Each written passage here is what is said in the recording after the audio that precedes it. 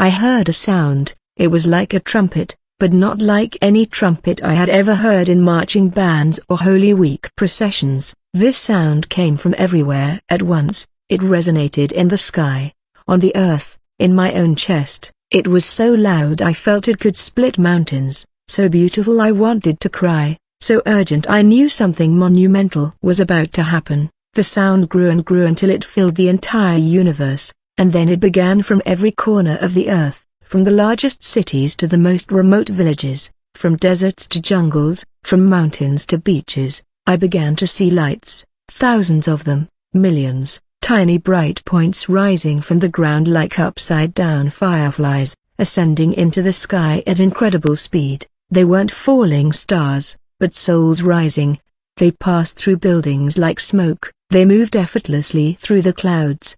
They moved upward, always upward, all converging on the same point. I saw these lights coming out of hospitals where people had been dying. I saw lights rising from prisons where believers had been incarcerated for their faith. I saw lights emerging from humble homes where families had been praying together. I saw lights rising from churches where the faithful were worshipping. They came from Mexico, from the United States, from Brazil, from Africa, from Asia, from Europe, from every continent, every country, every city, rich and poor, young and old, men and women, all these souls ascending simultaneously. The sight was so beautiful that I don't have adequate words to describe it. It was like seeing God's harvest, the seeds he had planted for millennia finally being gathered, and the joy emanating from those lights was palpable. I could feel their excitement, their relief, their pure love. They were going home, finally, after years of waiting,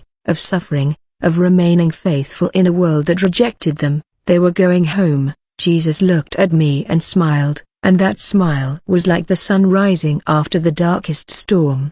"These are my people," Bernardo said. "These are the ones who believed, the ones who trusted, the ones who lived their faith, not just in word, but in truth. I am taking them with me before the worst comes. This is the rapture, the taking of my church." The lights gathered around us, forming an innumerable multitude. Now I could see them more clearly. They were no longer just lights, but people, real people, with glorified bodies that shone with a celestial glow. Their faces radiated peace and joy. They embraced each other, wept with happiness, and sang praises with voices so beautiful that the finest choirs on earth would seem dissonant in comparison. I saw a Mexican grandmother as my refuge, with her rebozo and all, laughing and dancing like a child. I saw an African man in a white robe raising his hands to heaven. I saw a young Asian woman with tears of joy streaming down her cheeks. I saw families reuniting,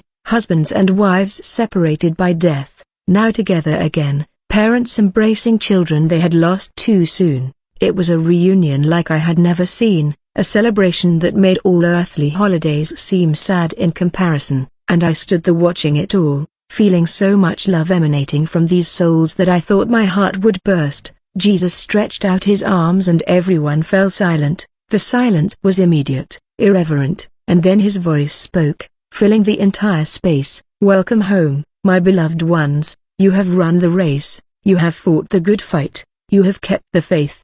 Now it is time to rest, to celebrate, to be with me forever." And the crowd erupted in praises so powerful they shook the heavens. But then Jesus made me look down again, at the earth those souls had just left, and what I saw filled me with profound terror. The world that had been frozen was now moving again, but it was completely different. The chaos I had seen before was nothing compared to this. Cars crashing on highways because their drivers had vanished in the middle of traffic, planes falling from the sky because the pilots were no longer in the cockpits, children crying in parks because their mothers had suddenly disappeared, husbands shouting the names of their wives who seconds before had been beside them, empty offices with computers still on and chairs spinning with no one in them, hospitals where doctors had disappeared, leaving patients in the middle of surgeries. The panic was total, absolute, unprecedented. The streets were filled with hysterical people trying to understand what had happened.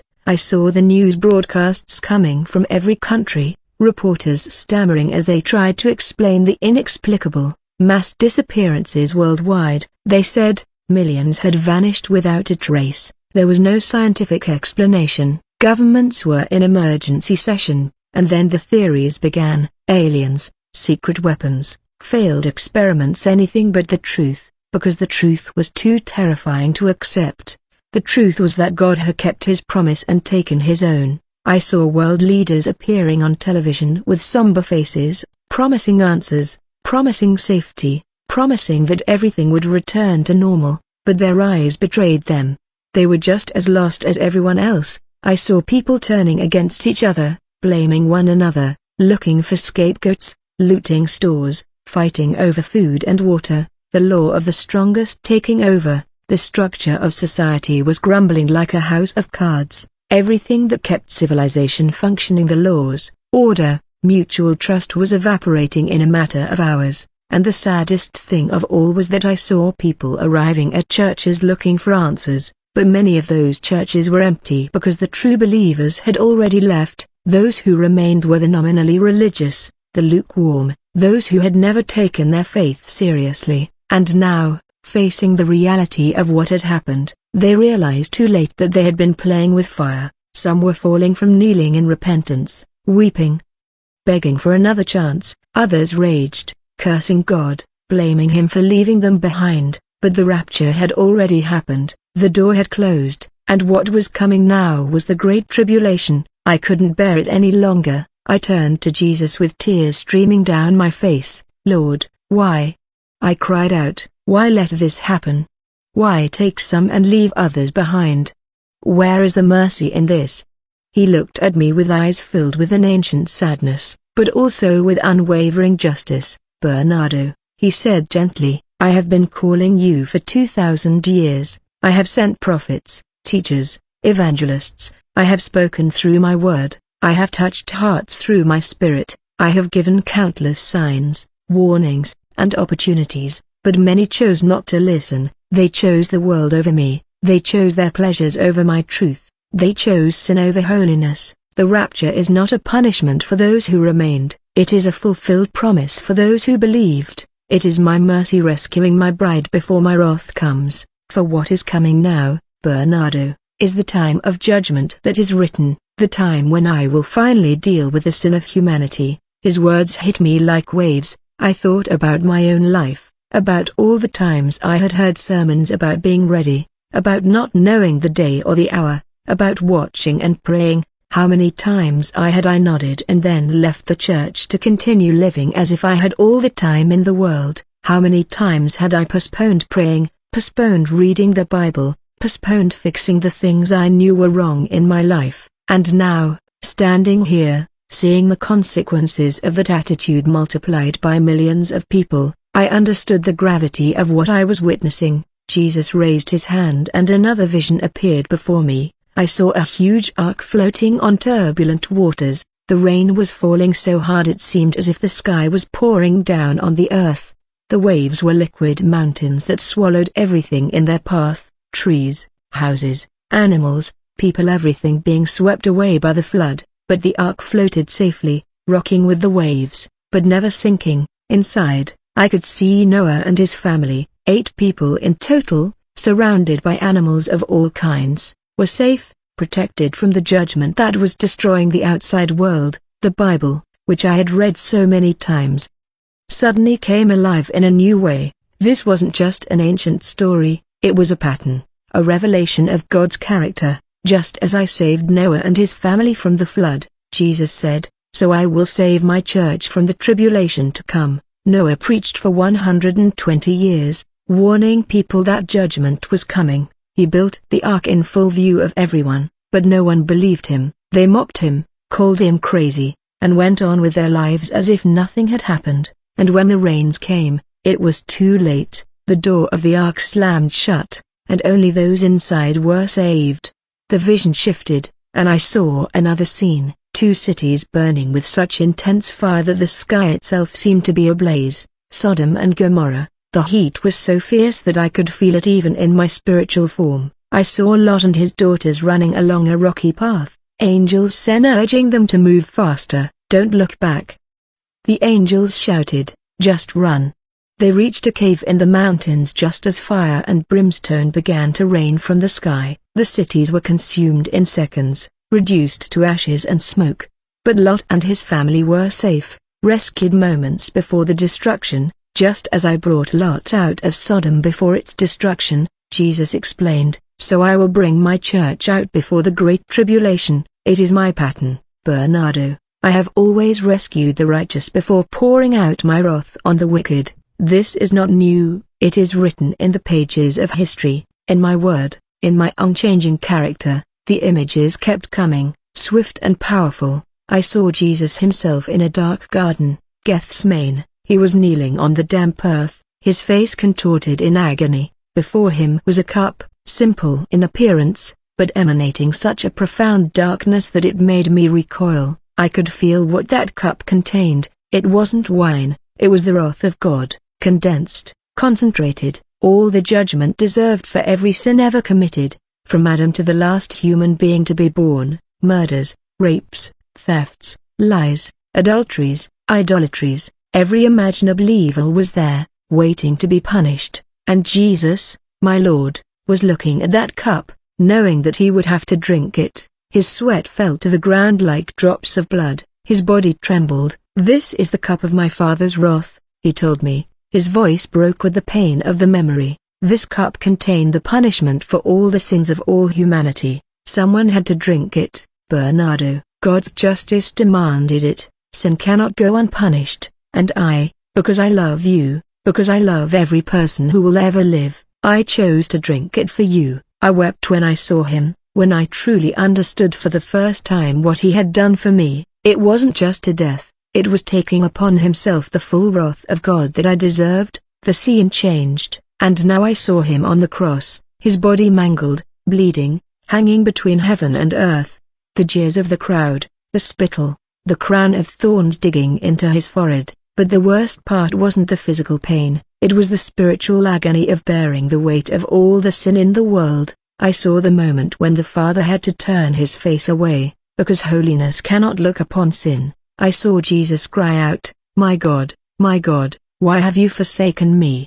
Experiencing the separation from God that I should have experienced for all eternity, and then, with his last breath, he cried out, it is finished. The cup was empty. He had drunk to the last drop. The price was paid in full, because I drank that cup. Bernard said Jesus, now, standing beside me in all his resurrected splendor, those who trust in me will never have to taste it. The great tribulation coming upon the earth is the manifestation of that same wrath, but poured out on a world that rejected me. My church, my bride, will not experience that wrath because my blood has already paid for their sins. They were washed, cleansed, justified. Why would I subject them to the punishment I already paid for them? It doesn't make sense, it doesn't align with my character or my word. The revelation left me speechless. Everything made sense now. The rapture wasn't God being cruel to those he was leaving behind, it was God being faithful to his promise to protect those who belong to him. It was the fulfillment of his plan of salvation, the reward for those who had put their faith in him. Another vision unfolded. I saw an old man standing on a rocky island, just gazing up at the sky. It was the Apostle John, exiled on Patmos for his faith. Heaven above him opened like a curtain being torn in two, and a door appeared bright, radiant, throbbing with divine power. A voice like a trumpet sounded, "Come up here," and in an instant, John was lifted up, snatched from the earth, carried through that door to the throne of God. What he saw there was astonishing. The throne surrounded by heavenly beings, the 24 elders, the sea of crystal, the Lamb that appeared to have been slain, and from that exalted position, God showed John what was to come upon the earth. I saw the seals being opened one by one. The first seal released a rider on a white horse, a conqueror going forth to conquer. The second seal brought a rider on a red horse who took peace from the earth so that people would kill one another.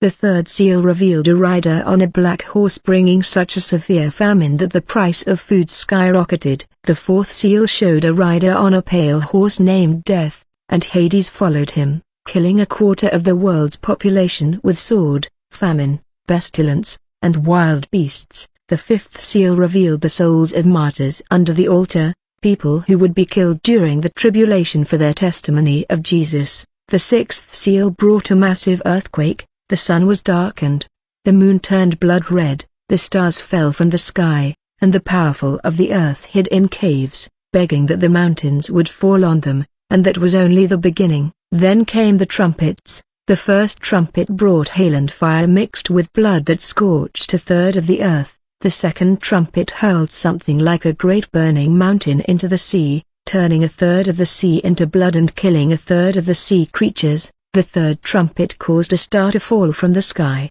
poisoning a third of the rivers.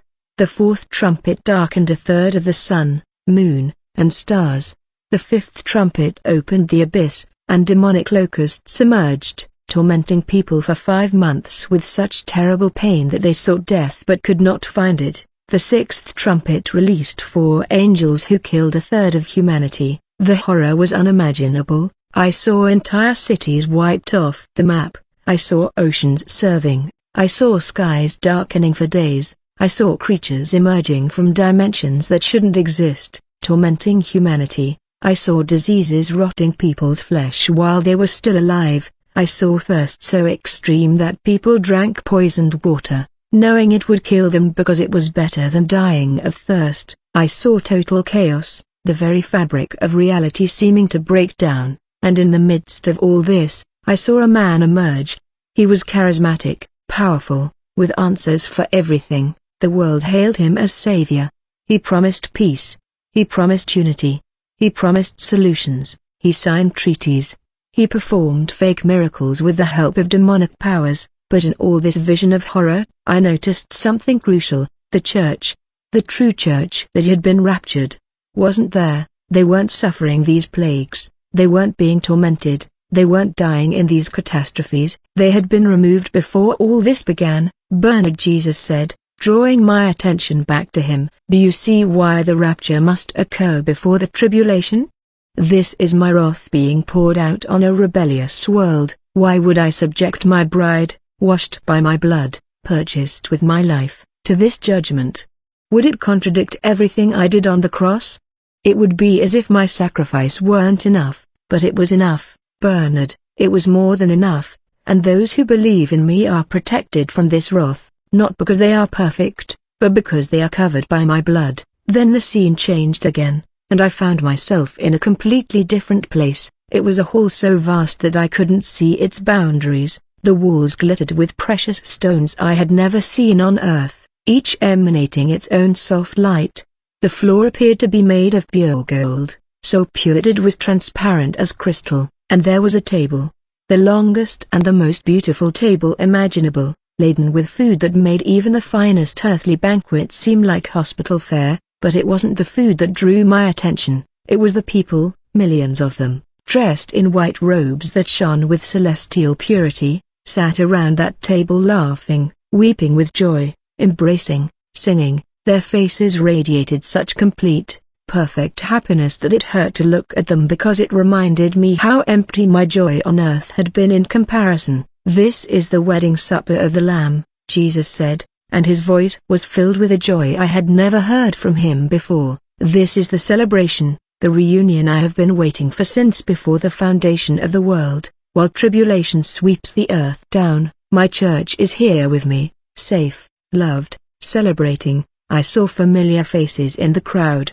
my mother, who had died 30 years ago, her smile as bright as I remembered it, my younger brother, whom we lost when he was only 20 in an accident, now young and radiant, friends from my childhood who had faithfully followed Christ, people from my church who had died in the faith. They were all there, all happy, all home, and at the center of it all, presiding over the celebration like the bridegroom finally marrying his beloved, was Jesus. He lifted a cup, and everyone was silent. This is my blood of the new covenant, he said, shed for many for the forgiveness of sins. Drink from it and remember what I did for you. You will never have to suffer again. You will never again shed tears of pain. You will never again be separated from me. You are home forever. And the crowd erupted in such powerful praise that I felt the entire universe vibrate with the sound. I wept not from sadness, but from a joy mingled with longing. I wanted to be there. I wanted to sit at that table.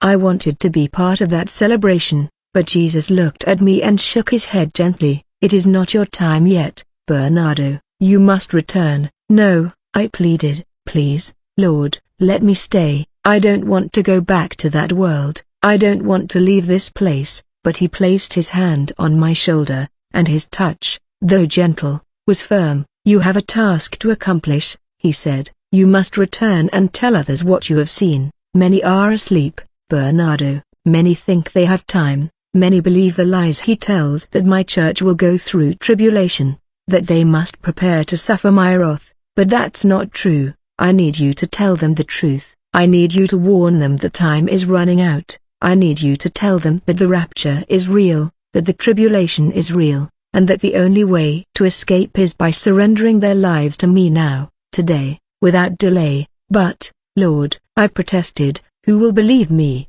I'm just an 80-year-old man. They'll think I'm senile, that death has affected my brain. No matter what they think, he replied, some will listen, and those some need this message. I'm not sending you to convince everyone. I'm sending you to plant seeds, to give warnings, to offer hope. The Holy Spirit will do the rest. Your job is to be faithful, not to be successful. Before I could reply, I felt that tug again, that feeling of being pulled back. The light in the hall began to fade. The sounds of the celebration grew more distant. Jesus looked at me one last time. Remember everything I have shown you, he said, and live differently. Don't waste the time you have left. Love your refuge with all your heart. Talk to your children, your grandchildren. Share my love with everyone you can, and above all, keep your eyes on me because I'm coming soon, Bernardo, very soon.